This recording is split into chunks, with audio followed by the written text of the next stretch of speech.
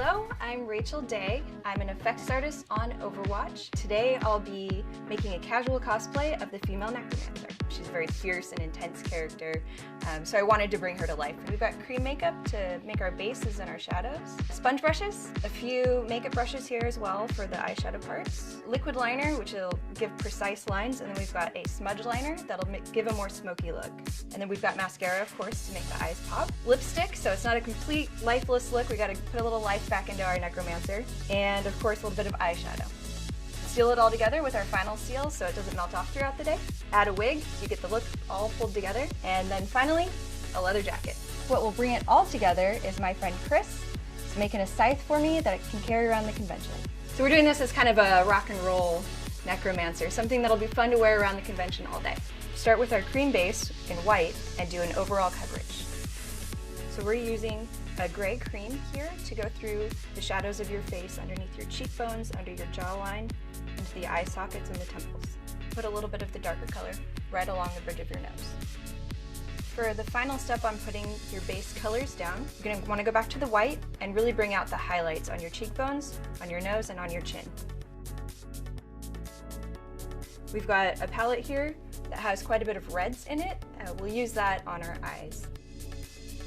Use the same base color to give a little bit of a smudge look right under the line of the eye. We want to add a little bit more pop of color, so I've got this more saturated maroon, pinky reddy color to go on next. The final piece for the eye makeup is adding in a little bit of highlight color. So for this, I'm going to take this light gold and add it right to the lid.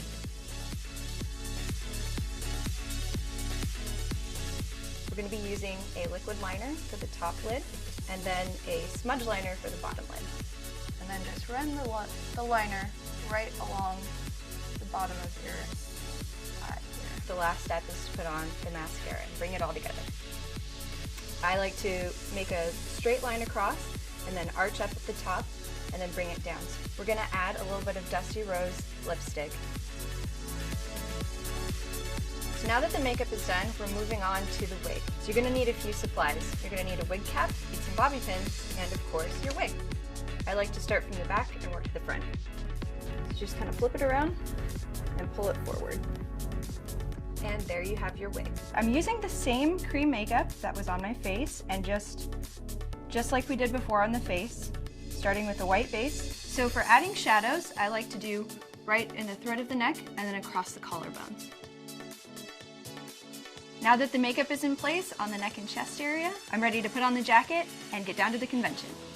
Hey guys, my name's Chris Hayes. I'm a character artist on World of Warcraft.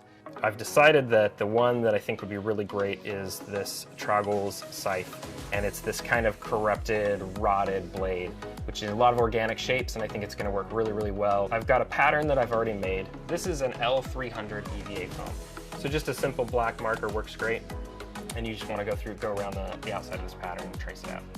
You always want to use a nice, fresh, clean blade. Drag the blade through the foam and not go all the way through to start.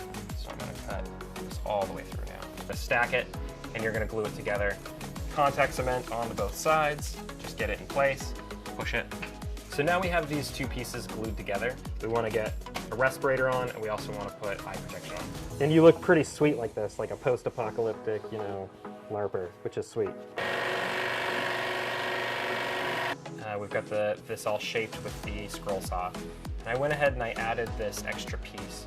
This is just a little bit thinner piece of that L300. We're going to go through with a razor blade, and we're going to start just kind of cutting chunks down, trying to get the basic shapes. Try not to cut your fingers, because hospital trips totally get in the way of getting your cosplay done. So you can get a variable speed rotary tool. And I've got all of these holes in here, and I've got these pock marks. So we went outside and we hit it with a heat gun. You can see that all of these pock marks and divots have smoothed out. From here, we're just going to go out and we're going to use Tool Dip, Common, Cosplay, Product. All right, guys, hey, we're back. I have finished plastic coating this foam. It's retained some of this nice texture that we've got from melting the foam. From here, we're gonna take it out and we're gonna paint it up. Here we have the finished scythe. So I went through and I kind of layered up some of those colors like you can see. Went back in, painted some of these darks in. There's obviously a lot more than just the blade. So with using kind of a similar technique, I went through and I built up this this handle, just layered a couple of those layers of foam. Except for the handle, I wanted something a little more rigid. I didn't want just the soft foam. So I actually added something like this. This is a fiberglass core rod. You can get these from industrial or construction websites. PVC works just as well. You can heat and bend the PVC, get the shape and just layer the foam around that. And then it's just the same kind of techniques. Carve it up, shape it, get it exactly kind of how you want it. The organic wooden handle, I used a wood burner or a hot wire tool to just get these kind of striations of the wood, and then just painted it up with acrylic paint. Same with this cap down here, it's just, you know, building up those layers of foam, cutting that out, painting it up the same way I did this scythe head. This is the final product. Let's go give it to Racheal. This is wonderful, and it's so lightweight. I could just carry it around like this all day. Totally raise the dead. The really cool thing about cosplay at BlizzCon is that you can go all out if you want to, or you can scale it back and do a little bit of casual. It's so comfortable. It's so much fun to go around the convention just like this. You get the flavor of the character, the excitement of being in cosplay and everybody enjoying what you've done, but you also get the comfort. It's really awesome to walk around the convention floor and see something that I made in 3D or I drew and concepted, and somebody has taken the time to experiment and bring that into life, bring it into 3D. Pretty much the highest honor you can have. Hey guys, thanks for watching. Can't wait to see you at BlizzCon.